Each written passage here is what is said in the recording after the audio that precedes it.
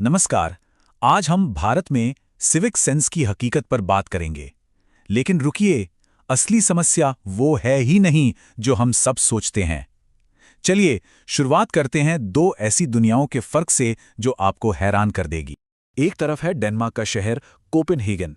जरा सोचिए, एक ऐसी जगह जहां हर 5 मिनट की दूरी पर एकदम साफ सुथरे पब्लिक टॉयलेट हों, सड़कें मक्खन जैसी हों और ट्रैफिक में कोई चिल्पो ना हो।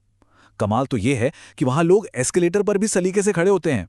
और फिर आती है दूसरी दुनिया, हमारे भारतीय शहर। यहां कूड़े के पहाड़, हॉर्न का कान फाड़ देने वाला शोर, सड़कों पर पेशाब करना और हर जगह लाइन तोड़ना, ये सब तो रोज की बात है ना। अब ये फर्क देखकर सबके मन में एक ही सवाल आता है ना, कि क्या डेनमार्क के लोग हमसे कुछ बेहतर हैं? क्या हम भारतीयों की डीएनए में ही कोई गड़बड़ है, कोई सिविक सेंस की कमी है? इसका जवाब है बिल्कुल भी नहीं। असली समस्या तो एक आइसबर्ग की तरह है। हमें बस ऊपर का छोटा सा हिस्सा दिखता है। इसकी जड़ें इतनी गहरी और उलझी हुई हैं कि कोई उन पर बात ही नहीं करना चाहता। तो इस पूरी गुत्थी को सुलझाने के लिए हम इन 5 हिस्सों को समझेंगे। पहले 2 दुनियाओं के सवाल से शुरू करेंगे, फिर जातिवाद की गहरी जड़ों तक जाएंगे, सरकारी सिस्टम की लाचारी को देखेंगे, समाज में सहानुभूति की कमी को महसूस करेंगे और हाँ, आखिर में बदलाव का रास्ता भी ढूंढेंगे। तो ये फर्क तो शीशे की तरह साफ है। अब चलिए इसकी पहली और शायद सबसे चौंकाने वाली वजह को समझते हैं। हमारी पहली और सबसे बड़ी रुकावट है जातिवाद और वो ऊंच नीच वाली मानसिकता। ये सफाई के रास्ते में एक ऐसी अदृश्य दीवार है जो दिखती नहीं पर बहुत मजबूत है। देखिए, सदियों से हमारे समाज में सफाई का काम एक खास जाति से जोड़ दिया गया, जिन्हें भंगी कहा जाता था। इसी वजह से बाकी लोगों के दिमाग में ये बैठ गया कि सफाई करना एक छोटा या शर्मनाक काम है, अपनी जिम्मेदारी नहीं। और सच तो ये है कि आज भी ज्यादातर सफाई कर्मचारी दलित समुदाय से ही हैं। और समाज की उदासीनता देखिए कि उन्हें अक्सर बिना किसी सुरक्षा के गटर में उतरने जैसे जानलेवा काम करने पर मजबूर किया जाता है।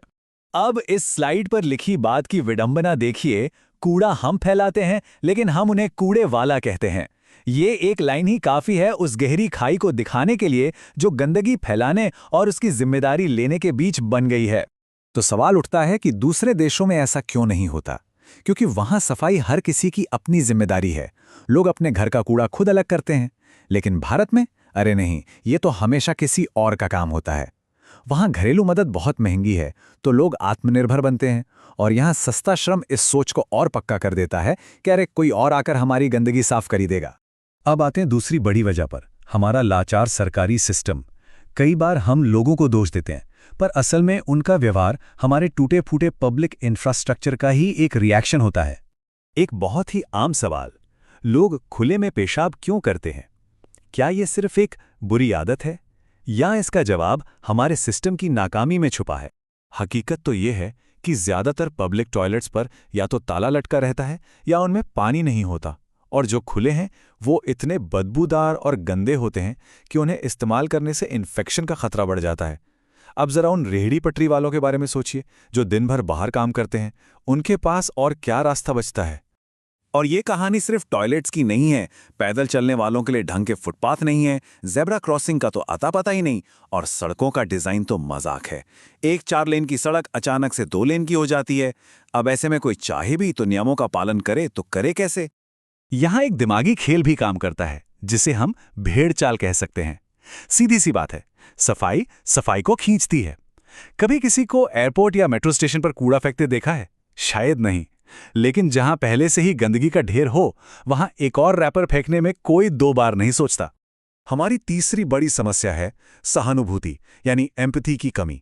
ये हम सब के बीच एक मनोवैज्ञानिक दीवार की तरह है, जो हमें एक साथ मिलकर अपने आसपास की जगहों को बेहतर बनाने से रोकती है।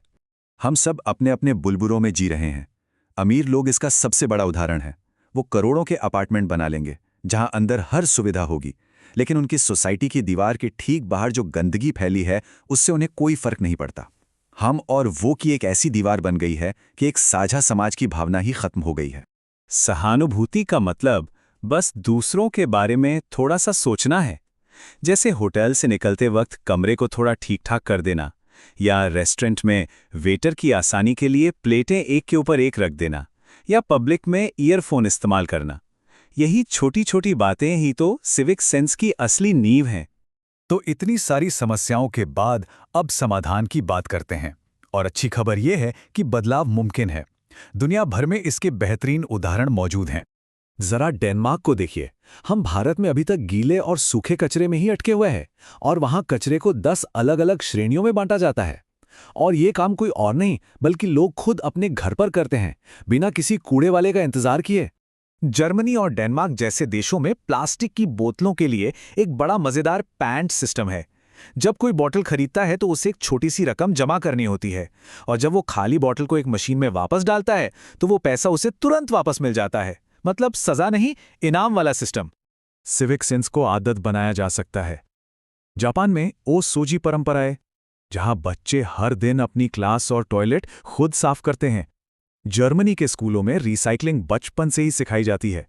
और सिंगापुर में तो हैप्पी टॉयलेट रेटिंग सिस्टम है, जिससे शौचालयों को साफ रखने की एक होड़ सी लगी रहती है। तो भारत के लिए रास्ता क्या है? 3 कदम।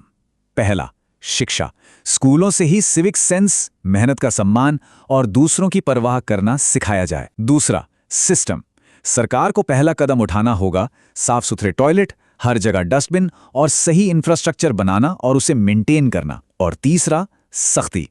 ऐसे जुर्माने लगाना जिनसे बचने की गुंजाइश न के बराबर हो, भले ही जुर्माना छोटा क्यों ना हो। डेनमार्क में एक शब्द है सैमफुनसिंद। इसका मतलब है एक सामाजिक सोच। मतलब समाज और समुदाय के फायदे को अपने फायदे से ऊपर रखने की भावना। यही वो एहसास है जो उनके मजबूत सिविक सेंस की जड़ है। तो आखिर में सवाल यही है, भारत को सुंदर बनाने के लिए क्या चाहिए? सिर्फ लोगों में सिविक सेंस नहीं, बल्कि एक ऐसा सिस्टम चाहिए जो सिविक सेंस को मुमकिन बनाए। और इसके लिए मजबूत सरकारी व्यवस्था और राजनीतिक इच्छा शक्ति की जरूरत है, जो पहला कदम उठाए ताकि हम नागरिक उसका पालन कर सकें।